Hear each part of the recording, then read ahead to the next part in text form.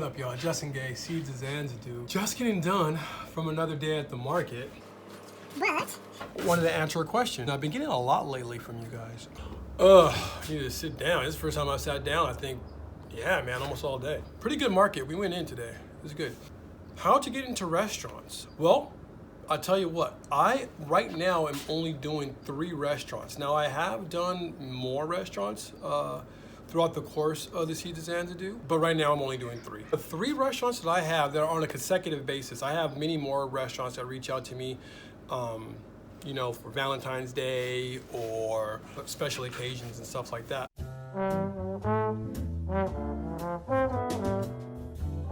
The way that I got each one of those guys, I've said it in other videos, was from the farmer's market. We just had a really consistent, steady presence at the farmer's market, and that has brought on a lot of customers. Also, Instagram too. Instagram hasn't been that bad. Looks like people, you know, different chefs have kind of caught on there, and YouTube and whatnot. There's gonna be things coming up very soon here on the plot that I'm going to be implementing so that I can start handling more restaurants. So it's actually pretty cool that you guys actually asked this question, because it's kind of aligning with what it is that I want to be doing here pretty soon anyway, especially when it comes to my leafy greens and some of the fruiting crops and stuff like that. I have, like I was saying before, I have been in other restaurants, and the way that I did a lot of those guys, to be honest with you, were just straight up cold calls. Normally I would call like on a Monday.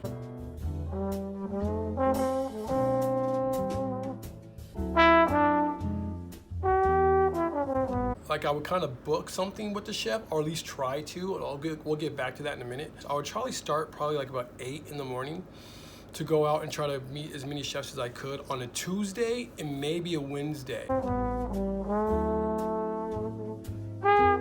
Yeah, I would implement different areas, and I would just kind of hit those areas in that window of time. Definitely, yeah, social media has helped out a lot with the restaurants that I've got.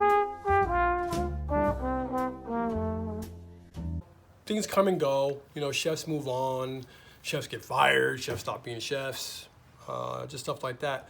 But those are the main ways that I've actually been able to acquire my restaurants in the past. Word of mouth is always a really good way. But the main thing is consistency. You know, that's what you really want to make sure that you have when you are approaching any kind of restaurant. Back to the cold call thing. The way that I like to go about it more so now, I'd much rather be referred to a restaurant because it seems like I don't know, it's just a lot easier. Then I might just show up in between those times. I always want to be respectful of the chef's time. You never want to step on anybody's toes. You always want to be very respectful of their time. That's why you don't want to go in after really 11 or 12. You know what I'm saying? 10 o'clock is right about where I like to kind of end it, just because they're going to start prepping for lunch and they're going to have mad rush, and dude, they don't want to talk to you then. Don't go in then.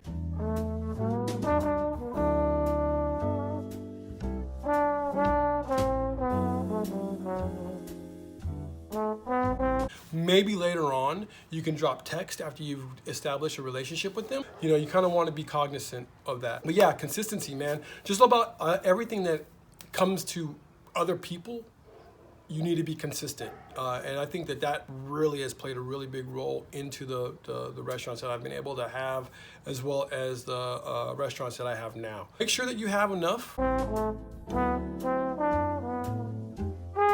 You know, I know a lot of cats are, you know, you want to get out there, and the first thing out the gate, you want to establish a restaurant. Start small and then build your way up. I always think that that's the best way to do it, you know. Just start offering maybe a couple trays a week. The one thing that you do kind of want to look out for, though, as well, is that when you can begin to scale up, because it's not always as easy as people make it sound, like, oh, then we have this relationship and then we can just scale up. You know, so you definitely want to make sure you can talk to your chefs, even after I've spoken to chefs before, and they're like, Justin, we need red Russian kale, we need this type of arugula, and I'm like, all right, I'm on it, and I get it, and then they've kind of gone to some other, you know, distributor that they've been able to find it maybe cheaper or whatever the case may be. That's another thing too. You know, are you going to offer any type of wholesale to your restaurants? If they're not ordering, you know, over, at least for me right now, at least a pound. Technically, it starts off at 2 pounds. Early on, it was about a pound. And I don't have a problem with that. You can take off a buck or two off of that. That's totally up to you. The type of restaurants too that I often think about going for are more the Aussie kitchens. And that's more or less where they serve food and do like a coffee. That's like they kind of intertwine that way. That's really been successful for me. And what's awesome is because a lot of times those are really good chefs, either really good, really good home chefs that enough people said, hey, yo, you should be cooking. And they, kind of just started doing that. Or they're really good chefs that have come from other bigger restaurants and started their own restaurant. But those I find are the best because out here in Southern California, those are the ones that seem to really be jumping onto the local movement a lot easier than some of even the bigger chefs, you know what I mean? Believe it or not, there's a lot of cats out here that much rather call up Cisco. No doubt about that. They'll call up Cisco and these bigger brands to get, their food. And dude, at the end of the day, it comes down to a bottom line. It's business, you know what I mean? So you are now, if you want to look at it as you're competing against Cisco, well then, sure. I don't look at it as though I'm competing against anybody. I'm in my own lane, you know what I'm saying? And then too, man, with a lot of the restaurants, man, like, if you do fall short of something, a lot more times these people are really cool and be flexible because they're only maybe running that one restaurant to where they can easily change something on the menu, really simple, you know what I mean? The bigger the restaurant, it's kind of hard for them to make that adjustment. So, you want to keep that in mind, especially when you start going into chains. Starting getting into chains, dude, then you got to kind of be spot on, you know what I mean? I'm actually thinking more or less even getting into distribution, especially when it comes to the microgreens. Pretty soon the leafy greens, but definitely the microgreens. I know that I can have microgreens pretty much all year long. When you're going into your restaurants for those chefs, you want to make sure that you leave some kind of a sample. I normally try to start off with at least a pound of whatever it is that I'm bringing. It could be a pound of my mix, or a pound of my mix, some arugula, lettuce, blah, blah, blah, just showing what you have. If you're in a saturated market, however, if your area has a lot of like urban farms, I think it was Curtis, it been somebody else, but them saying, yo, like they have so many people giving them samples, they didn't even have to buy produce, man. There will be people that take advantage of that, you know what I mean? So keep that in mind. Just being able to make some kind of acquaintance with the chef is a really good way if you're in a saturated market. You know what I mean? And then too, man, again, we get back to consistency where it's like, even if these guys say no, you want to at least be hitting these people up once a month, right? If they're like, not that they say no, if they say no, they say no. But if they're like, maybe later, hit them up at least once a month, right? That way, if something ever does happen to one of their providers or one of the people that they source their stuff from, you'll be in line. Just keep that in mind. That doesn't necessarily mean that you should be bringing them free stuff every week or every month.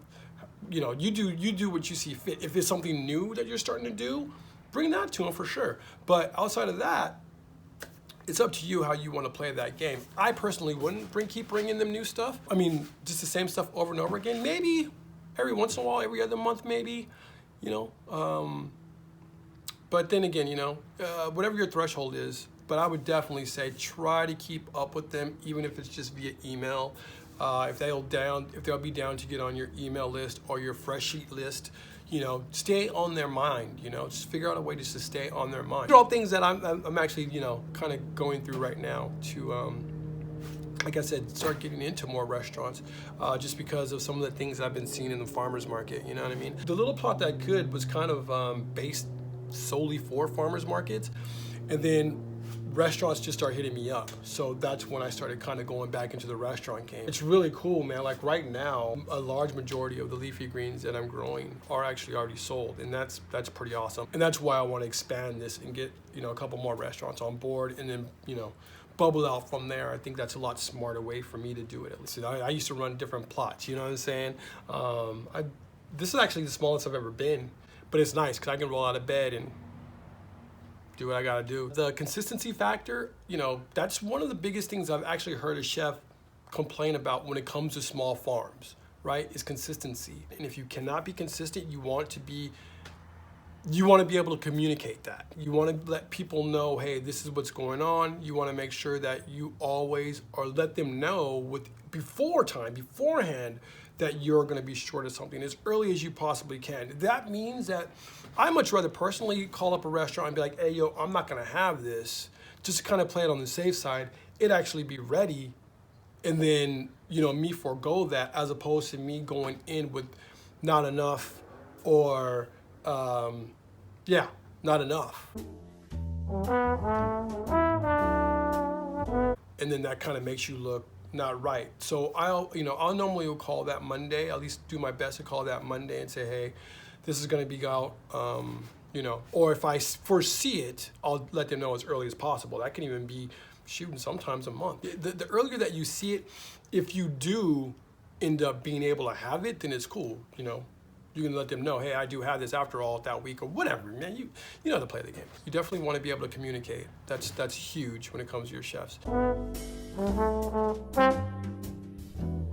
Another thing too that I have tried that I was actually somewhat surprised didn't work that well was actually trying to reach out via Instagram. What I've been finding is that a lot of times with Instagram, it's not the chefs that run that at all. I think it might be it might be just somebody that works at the restaurant, or, I don't know, maybe they hire somebody out, but not all the time do the restaurants actually run those accounts, and that's what I've been kind of finding lately. But if you can find a chef that runs an account on Instagram, yeah, dude, and that's just you when you're on Instagram, dude, just throwing it out there, man, seeing what happens. You're always constantly just keep that in your mind, and just constantly just throwing it out there. What makes Instagram really cool is that now they can actually see exactly what it is that you're doing. They can see how other people are actually utilizing your product. It's fantastic when it works, but it's not something that I would really bank on. I think at this point in time, beating the pavement and having them come to you is actually the best way to go about it. And the referral, of course, but that's still kind of beating the pavement. But yeah, we'll definitely be, I'll bring on some different chefs. We'll have some people talking. I'd be my 3 different chefs, just different chefs that I know, some other farmers maybe even, to see what they've been doing. People that just work in their industry, maybe we'll hit them up. I know a lot of people that don't own restaurants, but ran them, so, but yeah, so we'll we can get into all that, guys. Anyway, man, I hope this helps. If you guys have any strategies, dude, what is it that you do? I will talk to you guys forever when it comes to strategies, man. I love strategies, so please drop them down below. This will even be dope. Maybe we'll make this like a whole playlist, so we can just kind of database all this information and then just, have it, It'll just be like and everybody could just come. It'll be like a library. It'd be dope. But this is, I think this is a really cool topic, and yeah, we can constantly get into this. Anyhow, that's pretty much all I got right now on my mind. I'm Justin Gay, y'all. This is Seasons Xanadu. Don't forget the database. Yo, don't forget to rate, comment, and subscribe, old school style.